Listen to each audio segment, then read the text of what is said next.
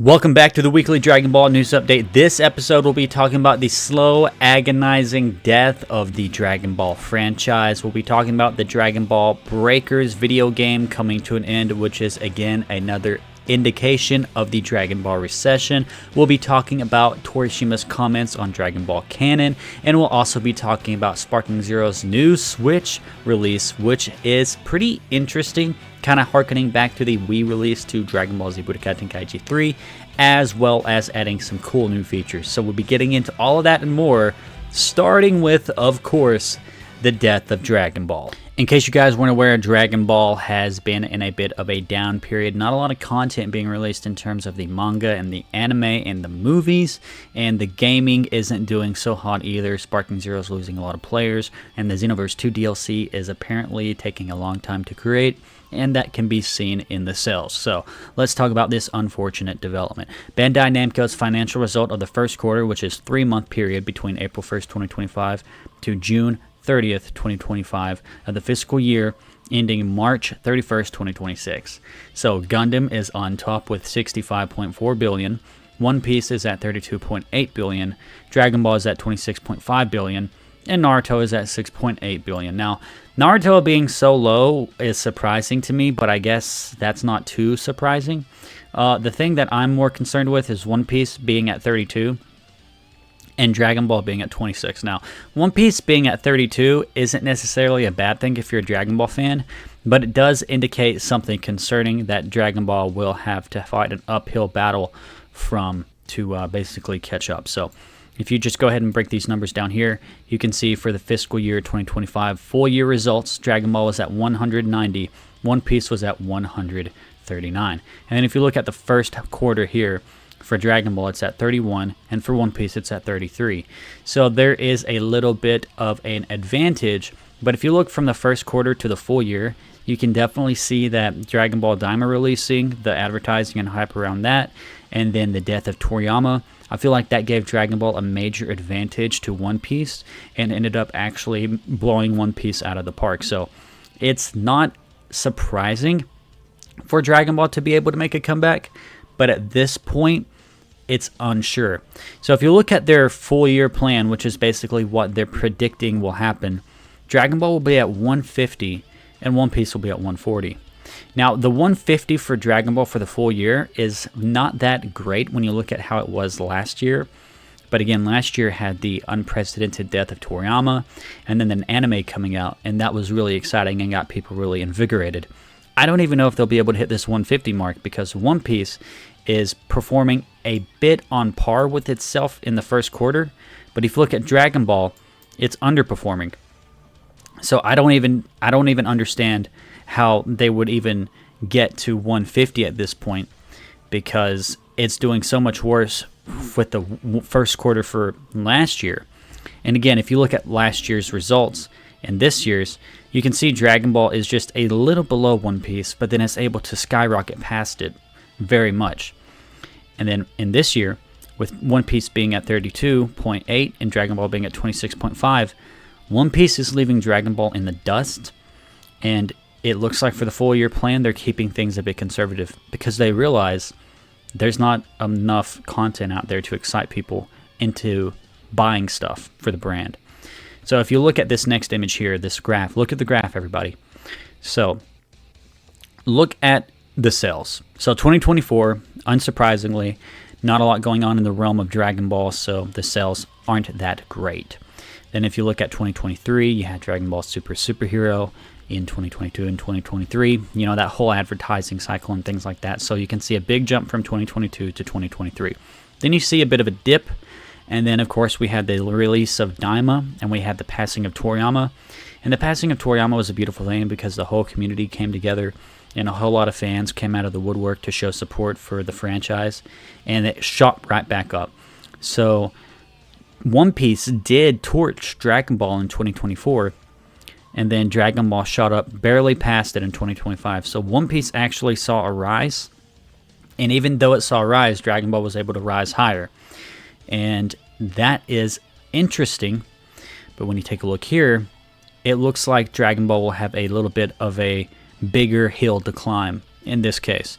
So how does Dragon Ball come back from this?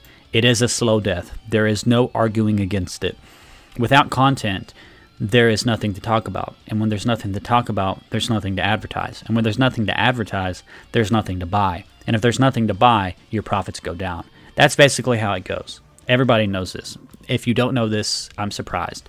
This is basically how it works. Like if you can see here, look at this climb from 2016 to 2019, then to 2020. And then you saw a dip, and then you get more content. In 2022, it goes up, and then it goes down in 2024, then it goes up again in 2025. So they need to keep making content for the Dragon Ball series. The concerning thing, of course, is that there's no manga at this moment. And that could also be contributing, because whenever there's no anime, there's at least a manga, and the manga feeds excitement with the video games and the YouTube speculation and everything. Right now, the manga's on hiatus, indefinitely. There's no anime, even though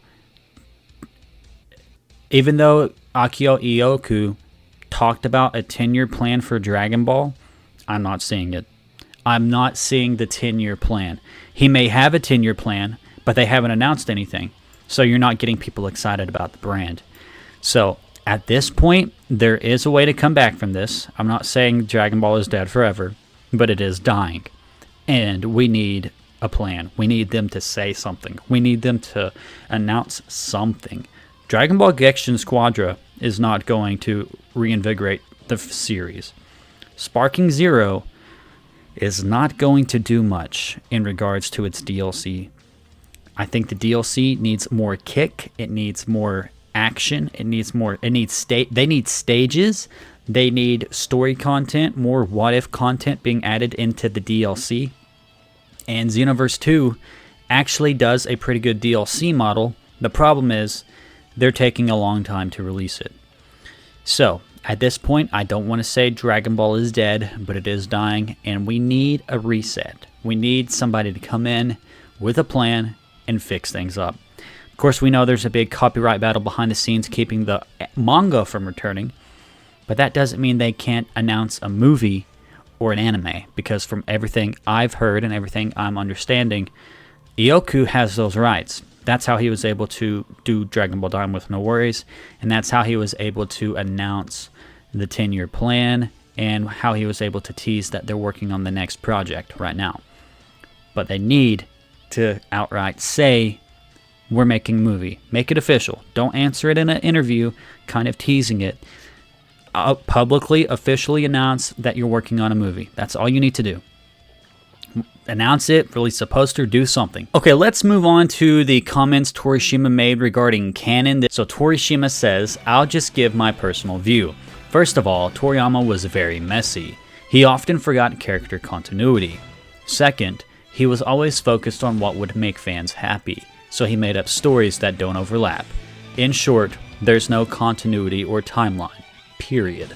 Now, there is a couple things here that I will quibble a bit with regarding his comment. So first of all, Torishima said he often forgot character continuity, and then he goes on to say there's no continuity or timeline, period.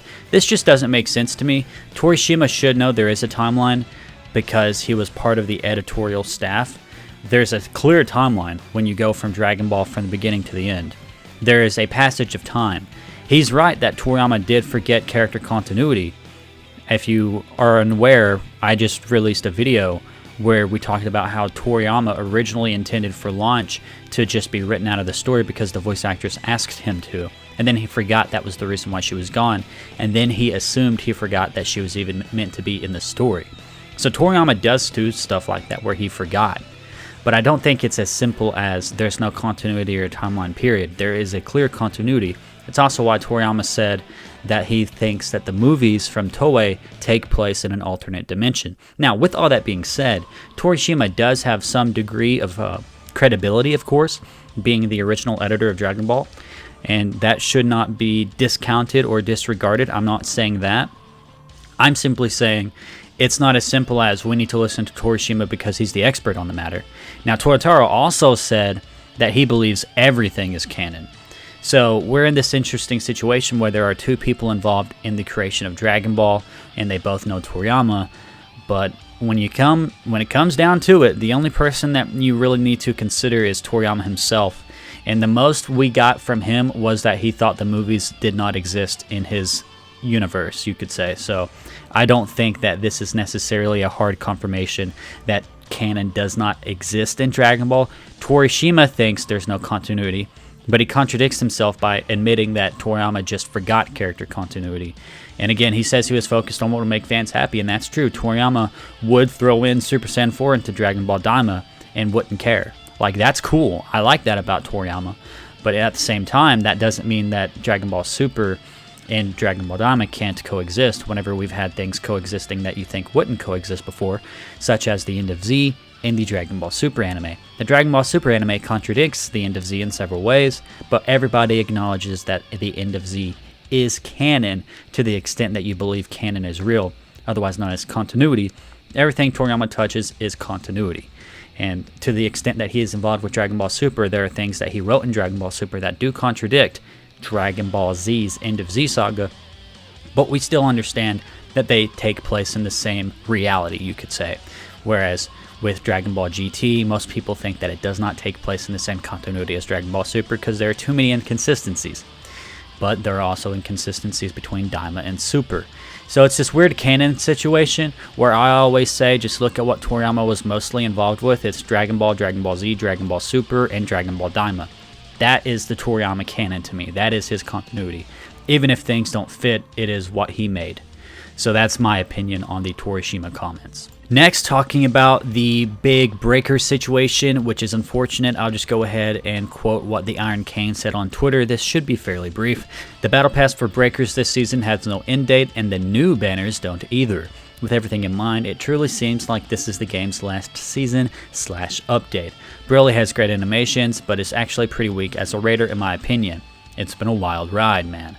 And that is pretty much true. In case you guys weren't aware, I was a big player of Multiverses, and whenever Multiverses was coming to an end, the Battle Pass kind of was implied to have no end date. I think there was like an end date on it, but it just wasn't like realistic for the season. It was like extra long. It was like 6 months. And for this one, it has no end date, which of course means they're not making another season. Dragon Ball The Breakers has reportedly lost a lot of the player base, and it doesn't surprise me that it's ending. I don't think it was very exciting for Dragon Ball fans at large to ever begin with. It's an interesting concept of a game, the Dead by Daylight genre, being used in Dragon Ball where you play as the regular citizens, but most Dragon Ball fans just want to beat the crap out of each other, so I never expected this game to take off that much, even though I was initially excited for it, but it is what it is. We had a good run. Alright, and the Dragon Ball Sparking Zero excitement is coming to a head with the new release on Switch and Switch 2. Some people are making fun of the graphics on Switch, but keep in mind the Switch 2 will be more powerful and probably will have better graphics, so don't be too upset about that. I just wanted to talk about some of the exclusive features coming to the Switch version. So you'll be able to play with 6 players on one screen in split screen battles, so that's cool. So you'll have, of course, 3 Joy-Con for each player on each side, so 3 Joy-Con to one side, 3 Joy-Con to another side. That's pretty cool.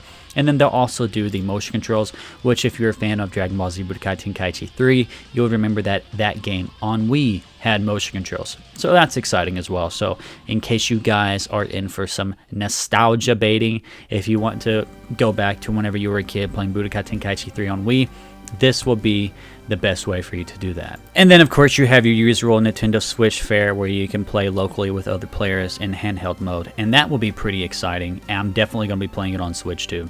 Anyways guys, that will be it for this video. If you enjoyed, make sure you leave a like, comment down below, and subscribe to keep up to date with all things Dragon Ball news and commentary, and I will see you in the next one. Peace off.